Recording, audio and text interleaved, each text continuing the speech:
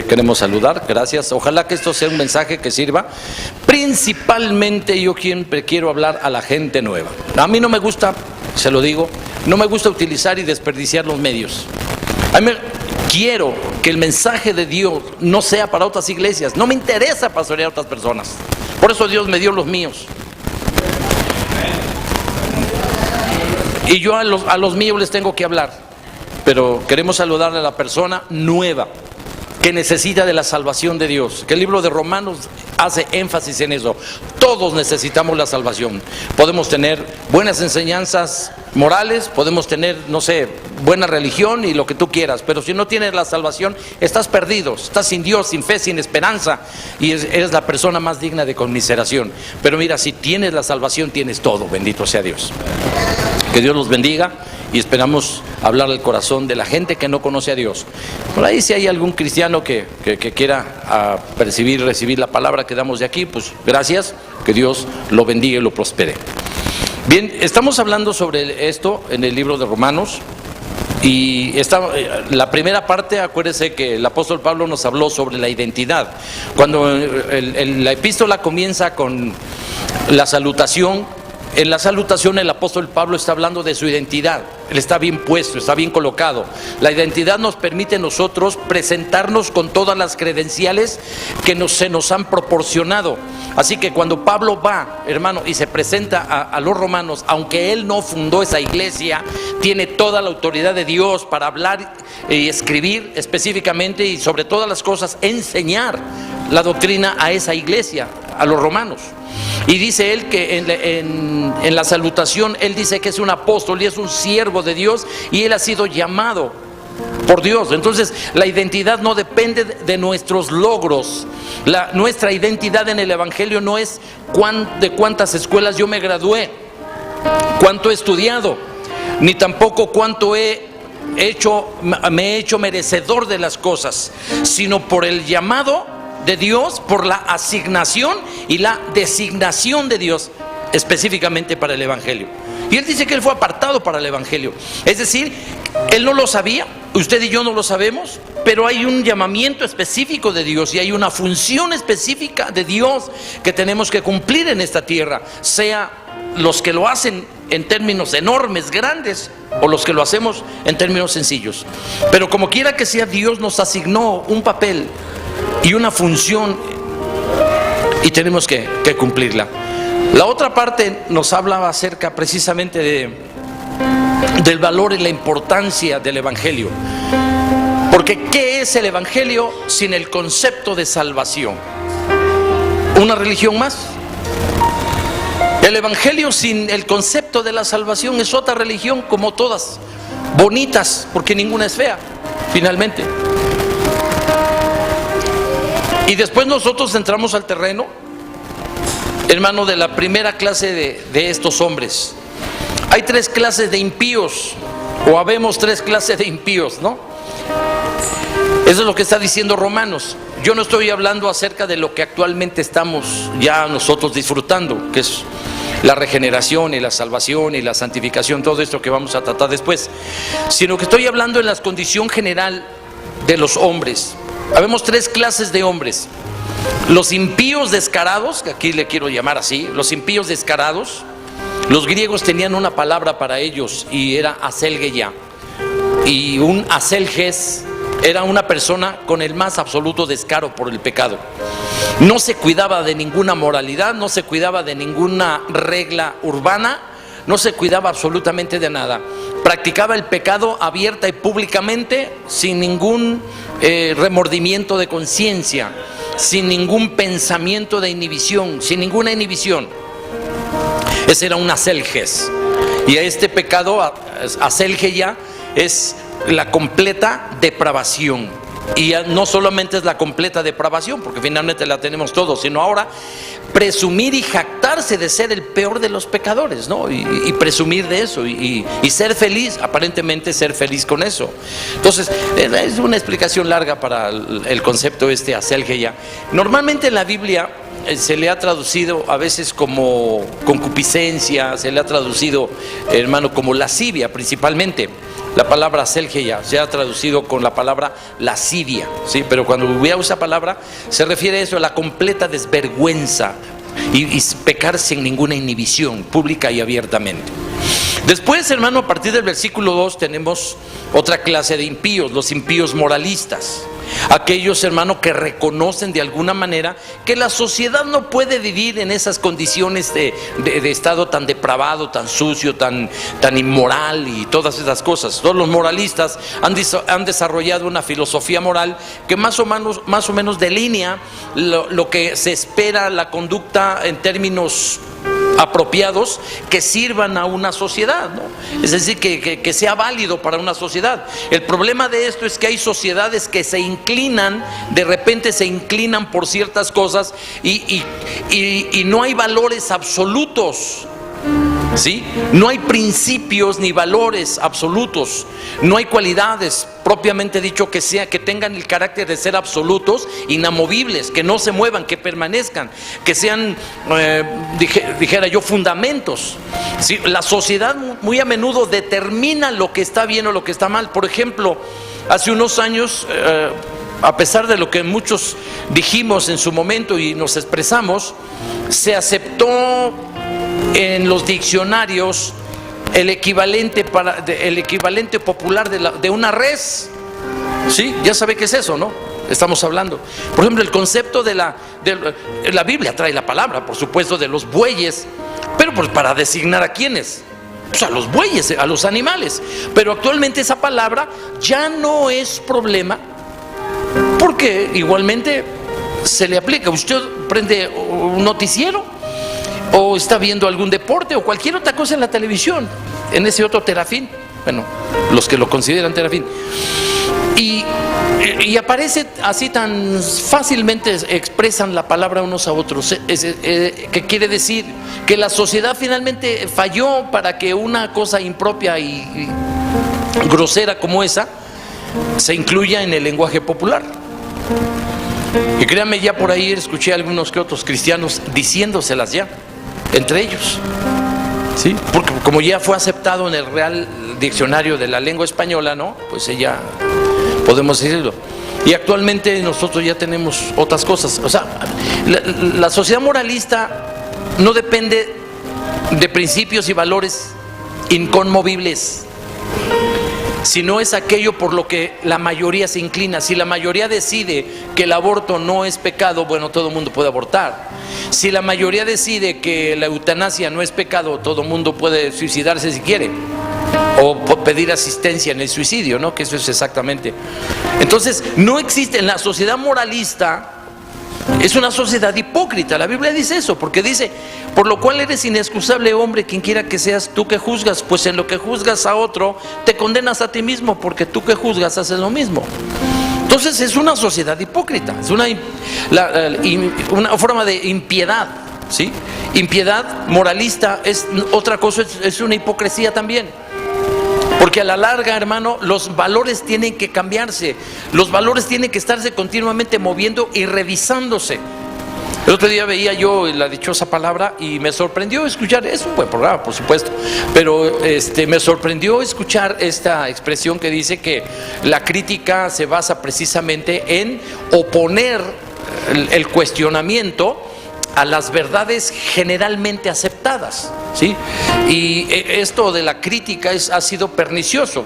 La alta crítica que surgió en el siglo XVIII opuso, hermano, una serie de cuestionamientos a las verdades, hermano, universalmente aceptadas de la verdad de la Sagrada Escritura. Esa alta crítica se propuso a desautorizar los escritos sagrados. Y gracias a Dios, a lo largo de los años, cuanto ellos más estudiaron y promovieron la crítica, incluso hasta los textos cristianos y las declaraciones de ciudades y circunstancias que habían acontecido en el pasado, y que en su tiempo, cuando surgió la alta crítica, se cuestionaron tanto, y incluso se llegaron no solo a cuestionar por querer investigar, sino ridiculizarlas para desconocerlas. La idea era sacarlas del corazón del hombre. Nosotros entendemos precisamente quién es el que trabaja detrás de todo esto. Sacar todo principio de rectitud y de justicia del corazón, con el propósito de acentuar la depravación en el corazón de los hombres, para que los hombres no tengan la más absoluta esperanza de salvación, y al final de cuentas, es decir, como el diablo al final de cuando sea lanzado al lago de fuego, hermano, no se vaya solo, sino se vaya con todos lo que pueda arrastrar.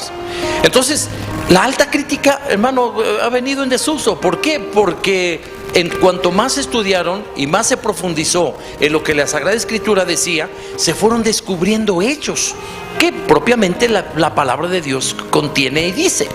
Bueno, ahora bien, la idea de los moralistas, hermano, puede sonar bien, pero no está bien de fondo, porque depende de lo que la mayoría quiera finalmente hacer. ¿De qué sirve que tú les escribas un tratado de moralidad si finalmente la gente va a hacer lo que quiere hacer? Y la tercera fase, que es la que entramos hoy nosotros en esta mañana, está a partir del versículo 17, y es la impiedad religiosa. 3 clases de impiedad: la descarada, la moralista y la religiosa. ¿Sí? Eso es lo que el libro de Romanos le puedes armar es tan rico que puedes armar varios bosquejos aquí. De veras cuesta trabajo, más o menos dice, ¿por dónde, Señor? ¿Por dónde? Porque todo es una riqueza de conocimientos. Dios nos iluminó para que de forma muy sencilla lo arreglemos así. ¿Sí? Existen otros hermanos que dan una gran profundidad en el libro de Romanos, pero este es el libro muy importante. Ok, la impiedad religiosa, para los que están tomando nota. Ya tenemos 3 clases de impiedad: la depravada totalmente, sí, soy calvinista, perdón, soy pentecostal, raro, ¿verdad? pero soy calvinista. Bueno, la depravada, aquella descarada completamente, una impiedad moralista, igual, y tercer lugar, la religiosa. Más adelante veremos por qué es que así lo presenta el libro de Romanos. Y dice así en la letra: he aquí, tú tienes el sobrenombre de judío y te apoyas en la ley, y te glorías en Dios, y conoces su voluntad, e instruido por la ley apruebas lo mejor, y confías en que eres guía de los ciegos, luz de los que están en tinieblas, instructor de los indoctos, maestro de niños, que tienes en la ley la forma de la ciencia y de la verdad. Tú pues, que enseñas a otro, ¿no te enseñas a ti mismo? Tú que predicas que no se ha de hurtar, hurtas. Tú que dices que no se ha de adulterar, adulteras. Tú que abominas de los ídolos, cometes sacrilegio.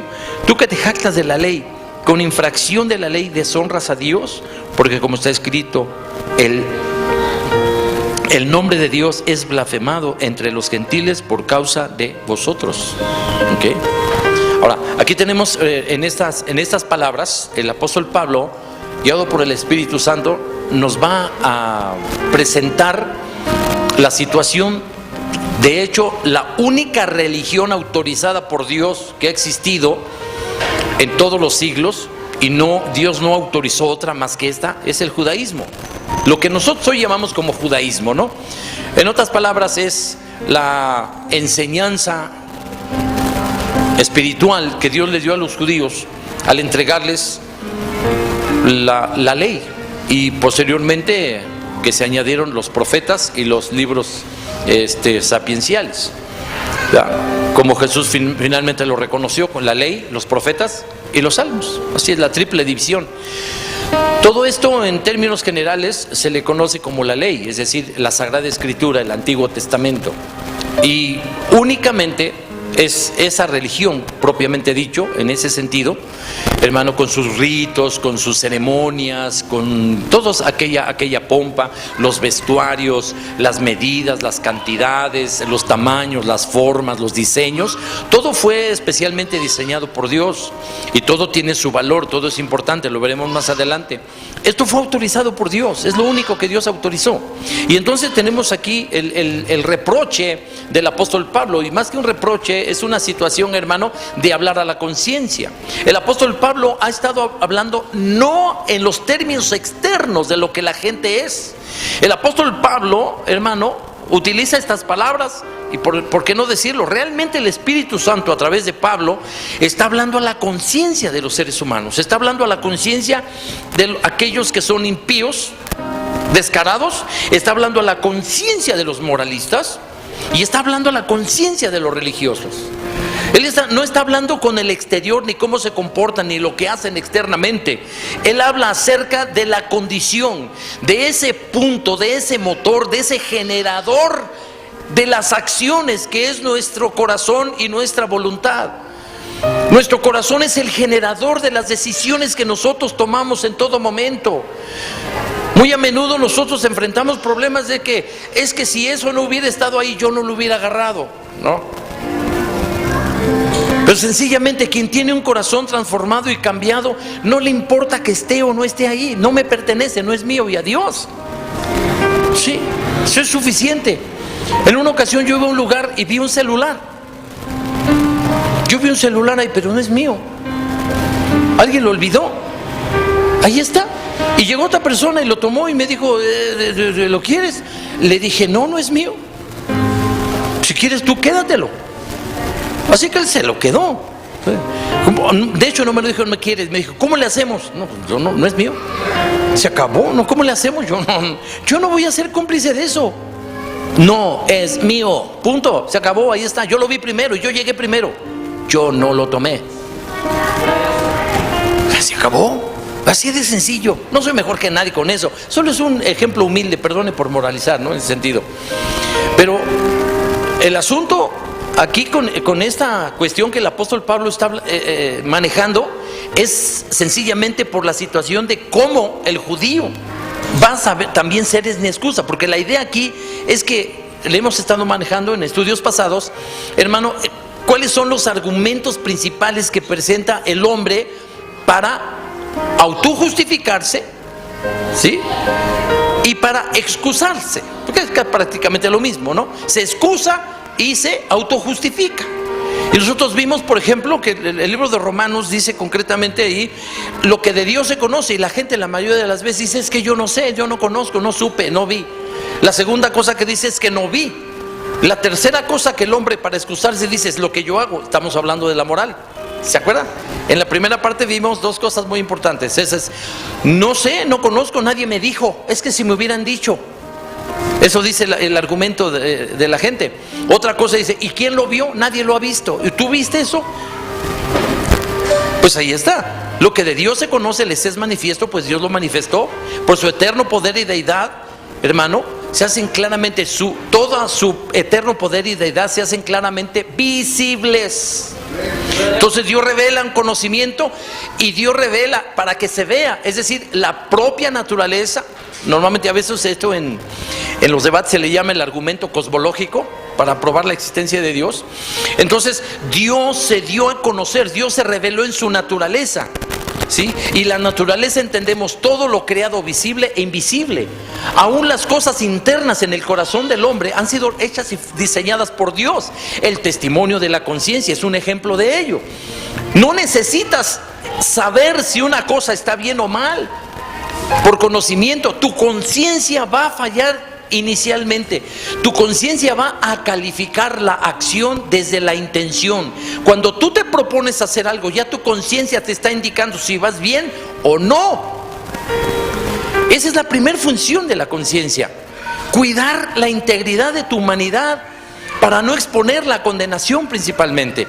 La segunda función, en este caso que yo logro ver en la conciencia, es que es como una antena que baja la señal de Dios.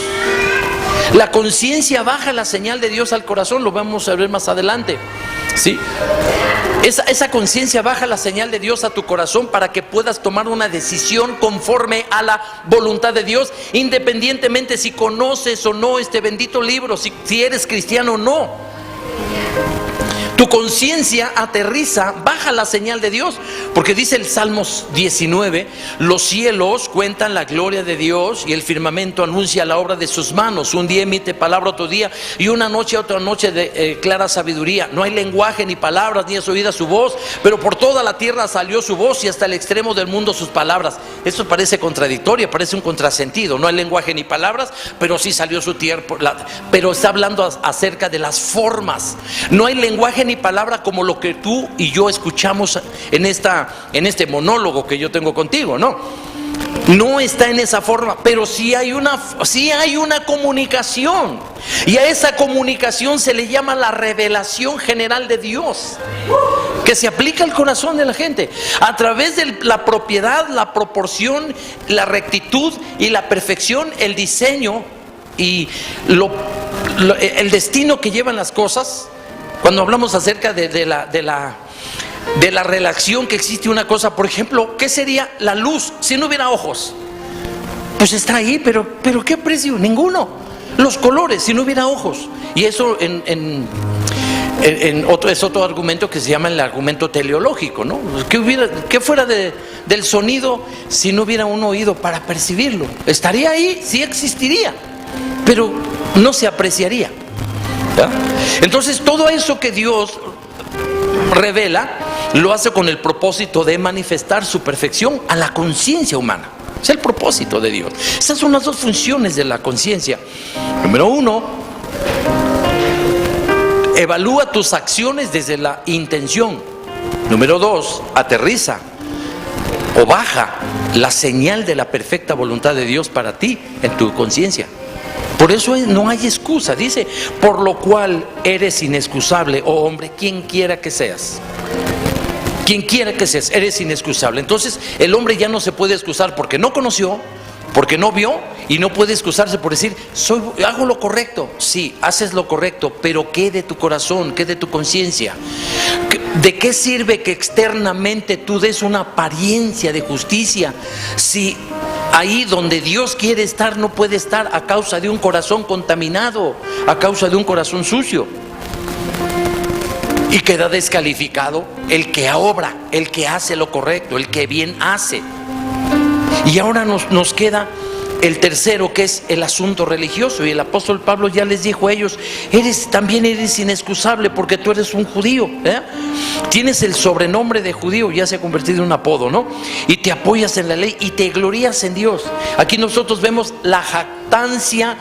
Ahora, el tercer argumento que la gente tiene para excusarse y para autojustificarse es lo que le llamo aquí la jactancia del conocimiento religioso. La jactancia del conocimiento religioso, para quien está tomando nota, la jactancia del conocimiento religioso. Este es otro argumento que Dios va a echar por tierra de los que el hombre utiliza para autojustificarse o para excusarse, en todo caso, según sea el caso. O sea, yo no sé, yo no conozco, yo no vi, yo hago lo correcto, y ahora aquí el conocimiento que vamos a desarrollar, la jactancia del conocimiento religioso, ¿sí? Y su inutilidad. Porque dice la Escritura que estos hombres conocen la ley. Peor para ellos y peor para nosotros, porque dice, eres instructor y maestro de niños. O sea, ¿qué es exactamente la religión cuando carece de su esencia? La religión en el sentido de lo que Dios autorizó. Todos estos ritos que Dios nos dio, hermano, eran para revelarse en ellos y para que la gente llegara a una relación íntima y una comunión personal con Dios. Dios nunca quiso estar así como que separado de la gente y darle los ritos en sustitución de su presencia. No es así. Los ritos y todas las ordenanzas y toda la liturgia, hermano, del judaísmo o de esta revelación tienen el propósito de mantener la comunión y la relación, ¿sí?, íntima con Dios. Dios quería que la gente se regocijara con Dios, que conviviera con Dios, que estuviera con Dios, que se relacionara con Dios. Pero las personas, hermano, utilizaron solamente la parte externa y sacaron a Dios. Le dijeron, pues regrésate ahí donde estás, vete allá donde te cantan los ángeles, donde danzan, bailan y hay colores y toda esa cosa bonita. Nosotros aquí nos arreglamos. Y ellos, hermano, y vamos a decirlo así, el conocimiento religioso, no decir de ellos, nos incluye a nosotros, amados, porque también nosotros podemos estar usando las cosas que tenemos aquí para no cumplir el propósito de Dios. Al igual que los judíos, si nosotros tomamos el evangelio como una religión, nos va a acontecer lo mismo. Estaremos nosotros observando los ritos externos. Yo me acuerdo que en una ocasión cuando, bueno, yo no sé quién me iluminó a esto, a lo mejor fue mi cabeza, así, porque siempre no he sido irreverente ni irrespetuoso, pero sí cuestiono algunas cosas cuando no están bien. Y recuerdo que de donde el extracto que yo vengo, pues es pentecostal. Soy de las personas que tienen un abuelo pentecostal, un ministro laico pentecostal aquí en el estado de Puebla. Y todo fue bien, pero después vino una etapa en el pentecostalismo donde ya la cosa comenzó como que a estancarse, a hacerse muy fea. Y comenzaron a hacerse más énfasis en la forma, en el atuendo que tú llevabas. Por ejemplo, se hizo obligación que nosotros los hombres tuviéramos siempre un traje y una corbata. Y recuerdo que una ocasión alguien me regañó porque yo esa vez olvidé la corbata, el bendito trapo santo. Yo hasta después, en cierta forma, le decía yo a los pastores: mire, cada que me pongo la corbata, también la beso. Pero un día investigué el origen de la corbata y santo Dios, por poco le hago así: Jesús mordió a José. ¿Sí? ¿Sí? ¿Por qué? Porque este tiene un origen obsceno. No hay cosa más obscena en la vestimenta de un hombre que la corbata. Eso sí, todos: no trae corbata al pastor. Y si supieran el origen tan obsceno que tiene esto. Pero que ya, como ya saben ustedes, la mayoría de la sociedad votó porque no sea malo, pues hoy ya se aceptó. Consensualmente se dice. Por consenso esto ya perdió ese significado y ahora es una prenda del buen gusto para vestir. ¿Okay? Entonces, de ahí se derivaron que si las mujeres usaban eso que le llaman velo, no es velo. En la Biblia el velo es peribaló, que quiere decir aquello que cubre todo alrededor. Bueno, hay 3 palabras. Una de ellas es la que más se usaría, sería equivalente a que tape el rostro y no solamente la mollera. Yo digo, a veces yo le decía a mi gente: ¿sabe qué? Pues póngale el nombre correcto. ¿Cuál es el nombre correcto? Tapamolleras.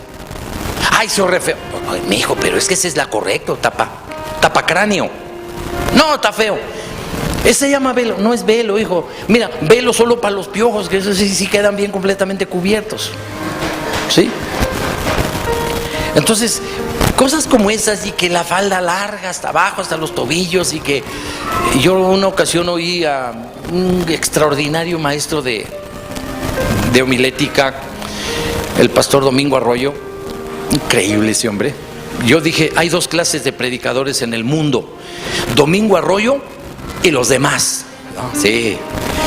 Y en una ocasión, en una predicación, siendo yo ya muy joven, sentado ahí en su aula, él habló acerca de estas cosas y dijo: falda larga, manga y falda larga, lengua larga.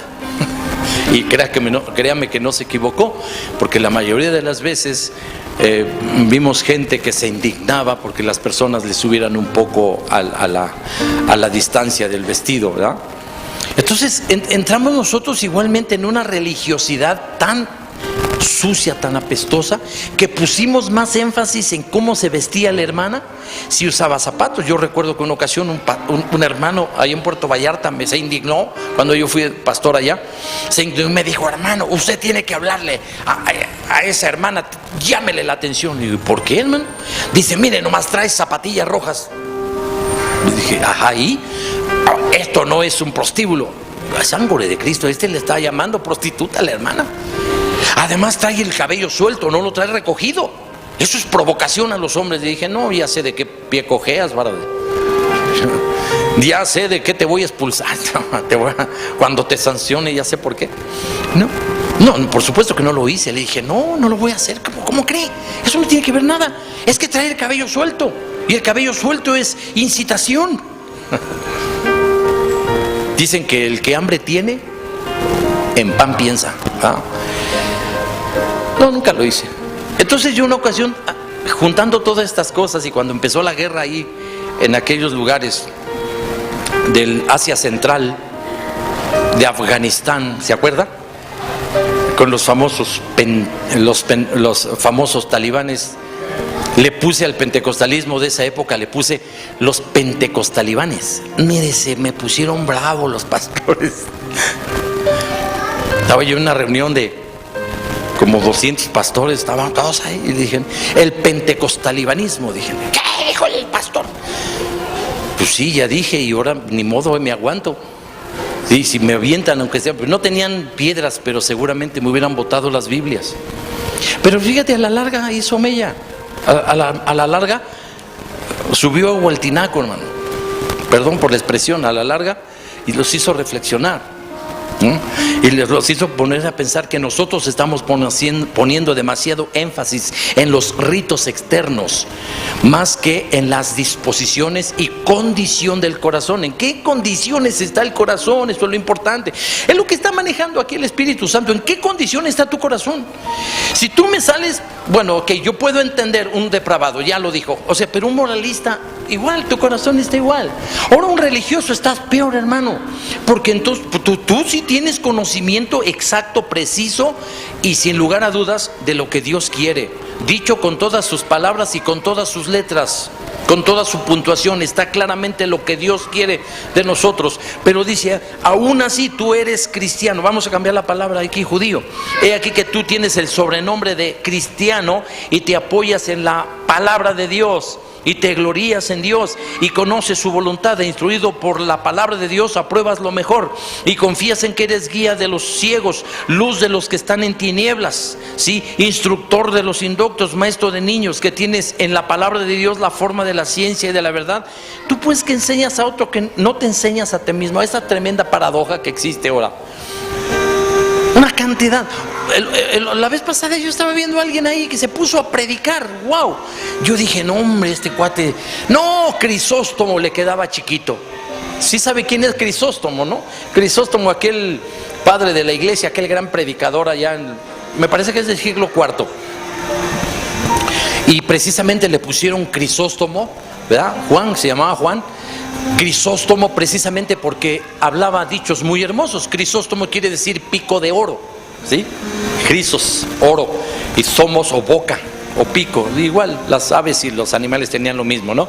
Crisóstomos o pico o boca de oro, tenía la boca como el oro, porque hablaba hermosísimo. Y yo escuché a un muchacho, bárbaro este cuate, y dije, no, sí, viene bravo, viene bien, hermano.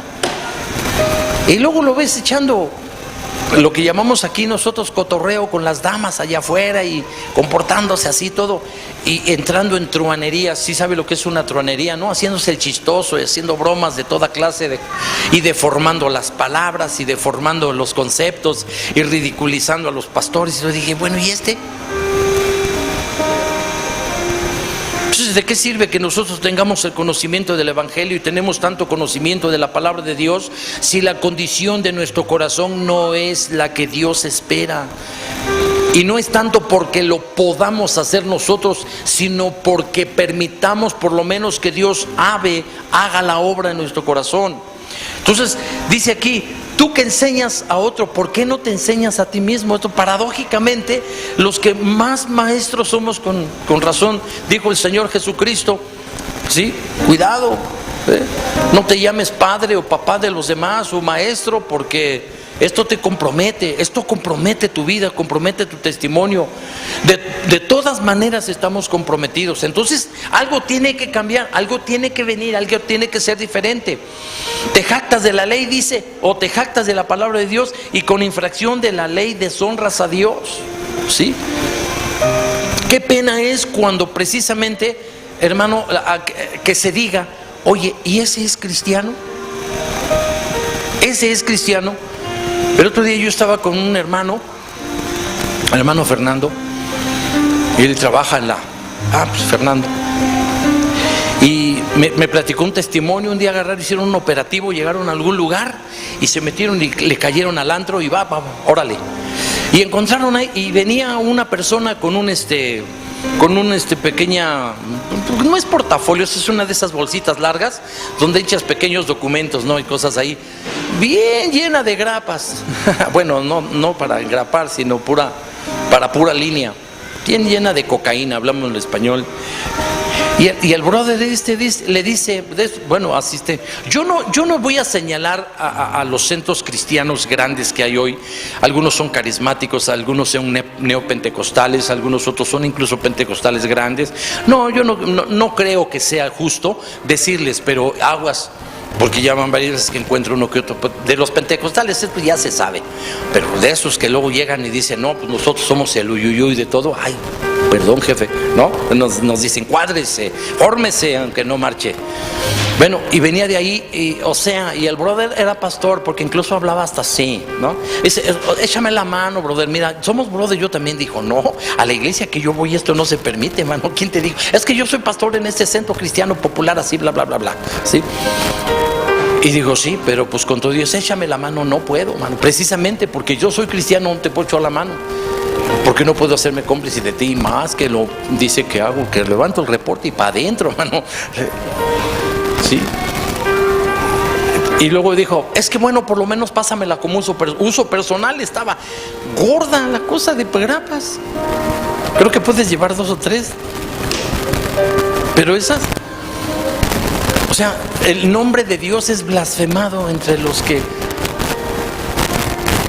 supuestamente no conocen a Dios. Parece ser que el mundo ni te observa ni le haces caso, pero sí sabe lo que estás haciendo y espera de ti que te comportes, conforme a lo que tú supuestamente conoces y sabes. Ay de nosotros, dice la Biblia, que el nombre de Dios es blasfemado por ellos, pero la culpa es de nosotros. Si no hacemos o si no nos comportamos como Dios nos enseñó, la culpa es nuestra, la responsabilidad es de ellos. Culpa y responsabilidad no siempre van juntos.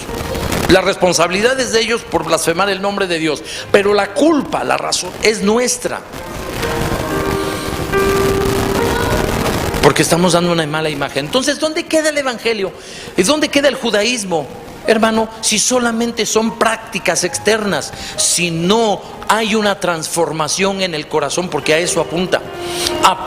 Todo esto es una larga y buena introducción para establecer el principio de justicia que Dios quiere traer. No es la justicia de las buenas obras, no es la justicia de la enseñanza moral, no es la justicia religiosa, es la justificación por la fe en Cristo Jesús. Pero eso vendrá después para enseñarlo.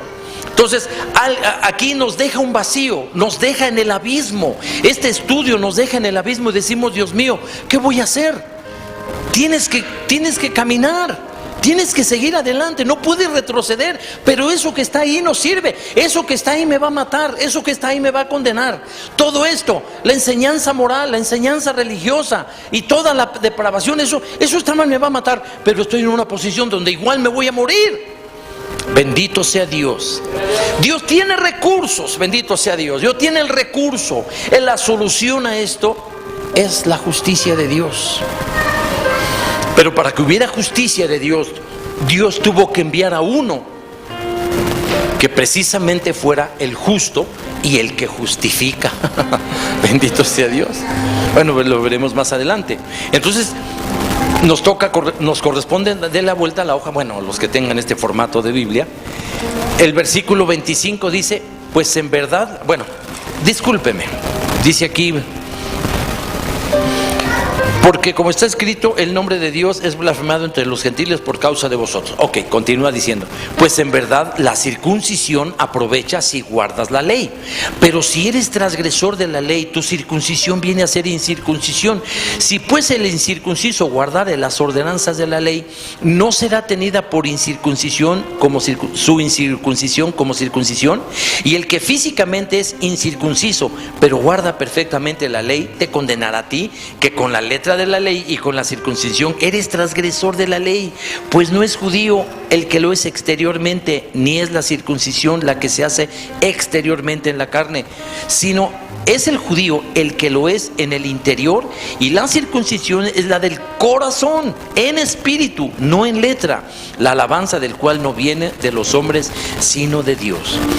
Ahora, aquí vamos a ver la importancia y el valor de los ritos externos. A mí me sugiere, solo hay un ejemplo, me sugiere el apóstol Pablo esto, ¿sí? Él ha venido haciendo estas preguntas aquí, se les conoce como diatribas. Es decir, yo hago una pregunta que solamente tiene una salida y una respuesta. Y cuando yo mismo doy la respuesta, eso se le llama una diatriba. Ok, pues dice, la verdad, pues en verdad la circuncisión aprovecha si guardas la ley. O sea, ¿cuál es el valor? Tomemos la circuncisión como representando todos los ritos que se hacen.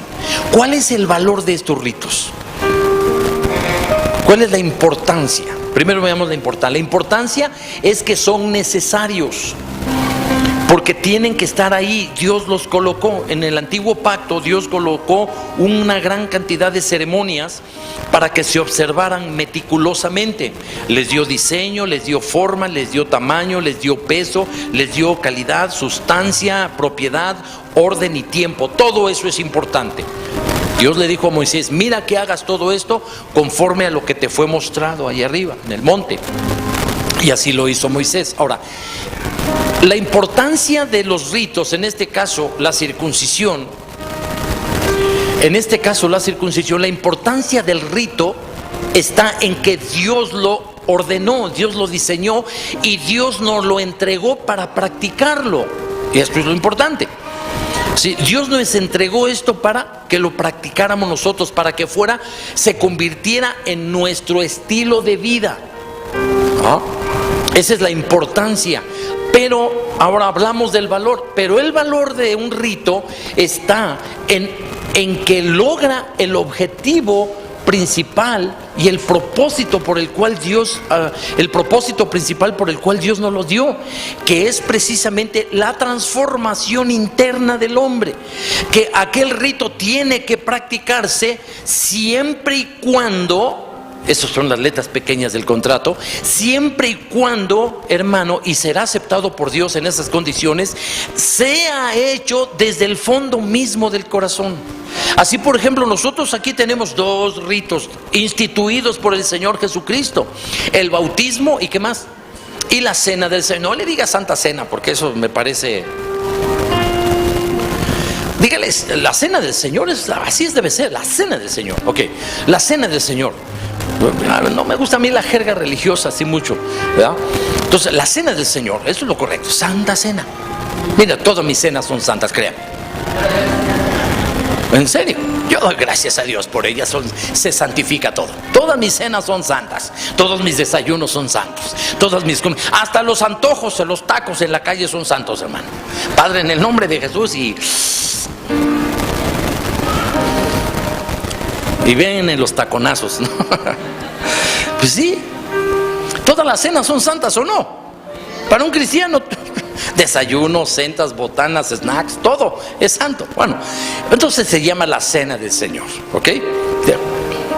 Entonces, nosotros tenemos 2 ritos y su importancia está en que Dios nos lo dio y lo dejó de forma permanente.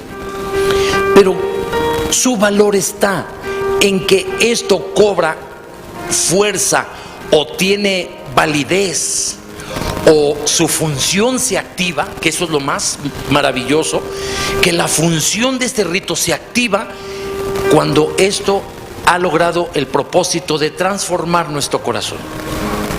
Por ejemplo, así, cuando nosotros nos vamos a bautizar o ya nos bautizamos, les enseñamos, propiamente dicho, lo que llevamos nosotros al bautismo no es una persona, no es un hombre. ¿Qué llevamos? Un cadáver. Y metemos ese cadáver en el agua, churrún, completito. Lo metemos en el agua. Y cuando lo sacamos de ahí, ¿qué sale? Vivo, ya no es cadáver, ya que es una nueva criatura. Y está impregnado de Cristo, así como el agua le empapó todo hasta donde no se puede decir, lo empapó, así está impregnado de Cristo. Está impregnado de toda la función, valores y propósitos y razón de Cristo Jesús. Ahí va incluido toda la bendición, toda la doctrina, todo está incluido en este creyente. Pero si esta persona es como yo le voy a decir, tuve la oportunidad de conocer muchos años a una persona Y un día me hizo una confesión. Y lo digo no por hablar mal del hermano, él ya ahorita está entregando cuentas al Creador y créame, creo que le fue mal. Entonces, me dice, ¿qué cree? Dice, cuando el pastor Ramón hizo los bautizos allá, dice, yo me llevé una pistolita. Digo, ¿una pistola? ¿Cómo? Bueno, yo sabía que él había sido judicial, pero él ya había dejado esas cosas, ¿no? En su tiempo. No, sacó una pequeña botellita con tequila. Y cuando estaba cruzando el puente, ahí ¿cuántos conocen Tashido, Hidalgo? Aguas termales, y que uno desciende en la barranca y hasta abajo, lejos. Y él estaba cruzando el puente colgante para allá. Y dice, véngase, hermano. Y todos decían, no, ahorita los alcanzo. Y se quedó hasta atrás. Y él me hacía esta pregunta. Claro, me hizo la pregunta porque su conciencia no lo dejaba. Él agarró y me dijo, hizo esto más o menos. Y dice que ya que se fueron todos,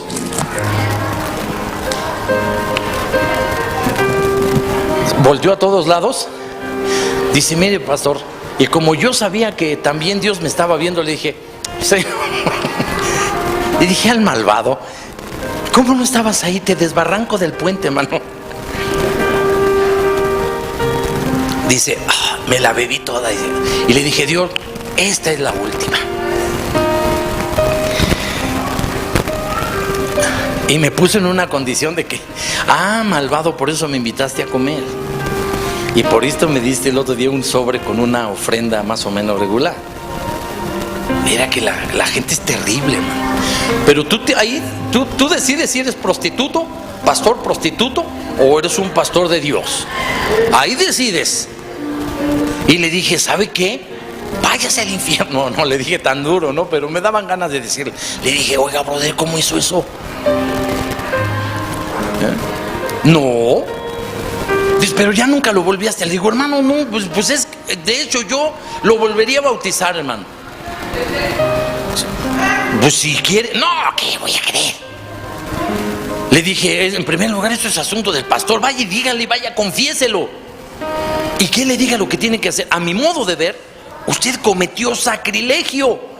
Usted pisoteó este rito tan sagrado que Dios nos dijo. Usted lo pisoteó en el último momento, porque usted asumió que toma y nunca más volverá a hacerlo.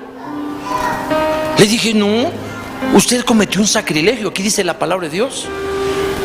Y los enemigos de Dios, que son los espirituales, que son los demonios, hicieron escarnio del nombre de Dios por causa de usted. Vaya con el pastor, confiésele, y él que le diga lo que tiene que hacer. Yo no soy su pastor. No me vuelva a invitar. Ay, sí, no es cierto. No le dije así. Hermano, quiero decirle una cosa, que si tú empiezas mal una cosa, algún día va a ir mal. Muchos años estuvo ahí. Pero de repente una hija se le fue a los Estados Unidos, creo. Y de repente el hermano, con todo el dolor de mi corazón, ¿cómo le lloré a brother? Porque aparte de todo, yo lo amaba. De hecho, lo sigo amando al hermano, a pesar de que ya no está con nosotros. ¿Y se hizo fastidio de Jehová?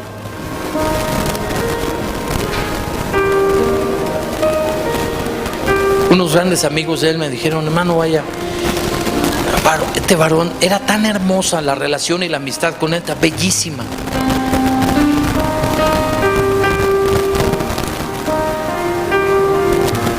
¿Cuántas veces comí en su casa y hubo amistad bonita, profunda? Y hubo un tiempo hermoso en el que compartimos la palabra de Dios y hablé mucho de Dios, y hablé la palabra. Me dice, me gusta. Yo llegaba de donde yo antes estaba ministrando en Puerto Vallarta y me invitaba, hermano, vamos. Sí, cómo no, hermano. Y hermosas tardes pasamos ahí. Y un día nosotros entramos en necesidad porque dejamos de ministrar ahí en Jardines del Sur, en Xochimilco, y de momento no había iglesia. Y yo pensaba ir a ministrar al norte, mi llamado del Señor al norte. Ahí unos milagros verdes de este tamaño más o menos, con varios ceros, preciosos. Y sentía yo el llamado, la unción de los dólares. Sí, tenía la unción del dólar, sí. Y entonces, pero ¿qué cree? Dios movió el corazón de ellos, y ellos fueron gente que nos apoyaron. Casi se echaron la familia nuestra a cuestas ellos. Pero no soy un pastor prostituto. Todo eso podría ser ingrato, podría ser desagradecido, no lo soy. En el momento que le tuve que señalar que no estuvo bien, o que algunas cosas no estuvo bien, yo le tuve que hablar. Y dije, si me dejan de apoyar, ni modo. No, nunca fue así.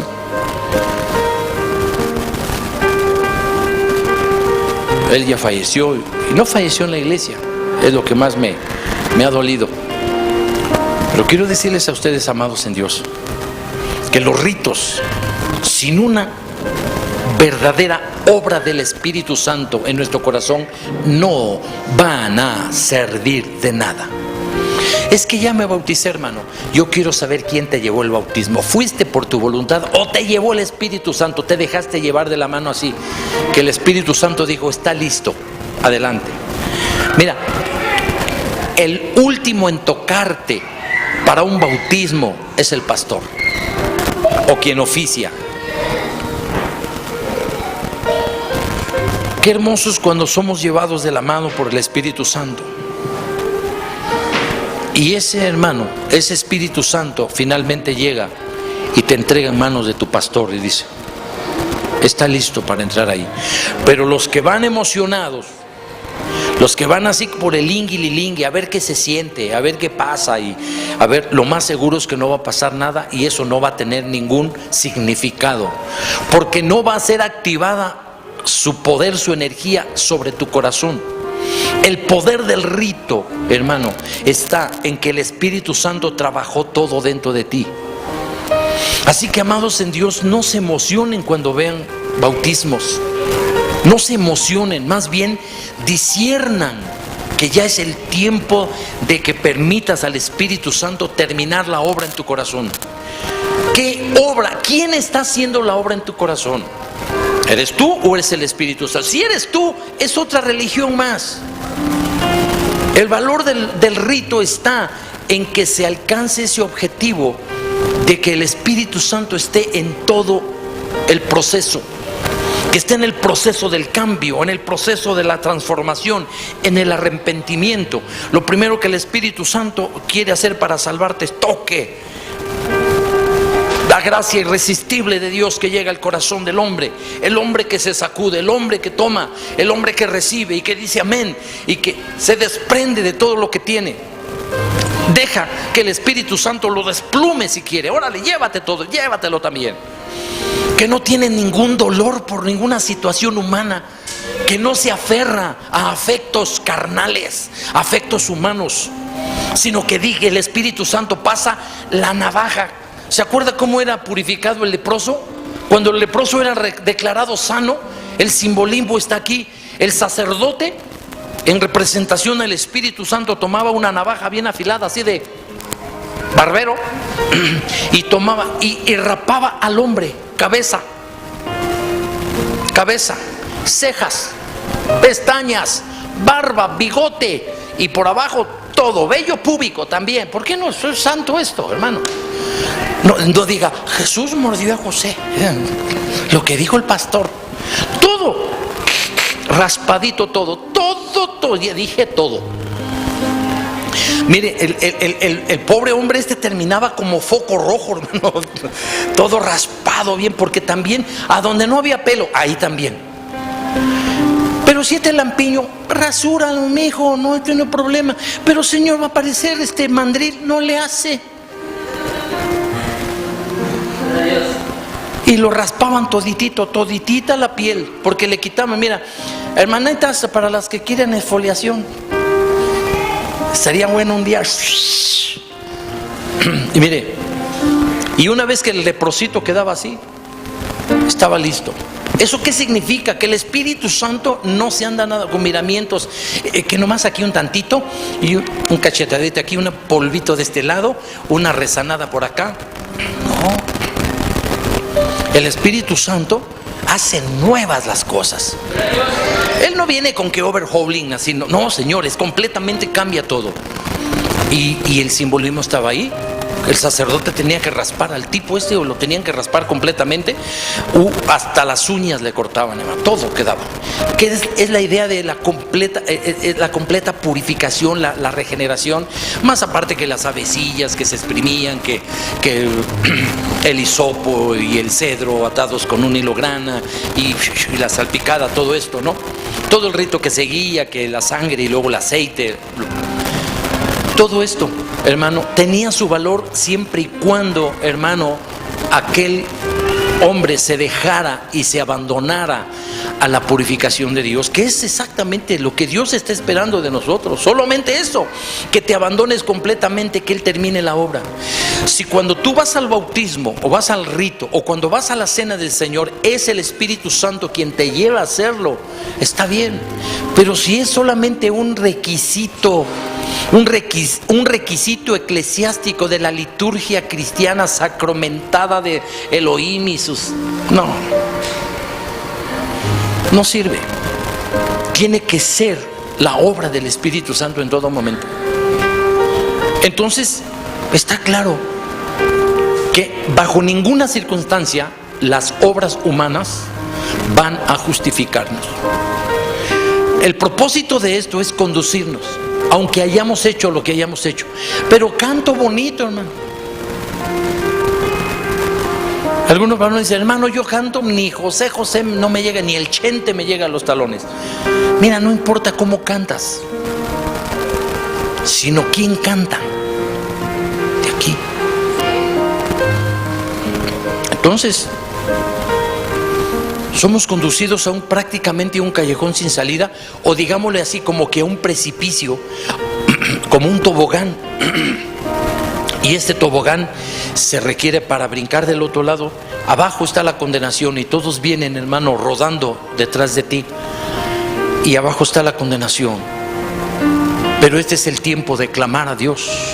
Este es el momento de clamar a Dios cuando el pecador sabe que no queda otro. Su vida depravada del pasado, su vida moralista no sirve, su vida religiosa no sirve, se entrega y se abandona completamente a la gracia de Dios. En ese momento Jesucristo se convierte en su puente.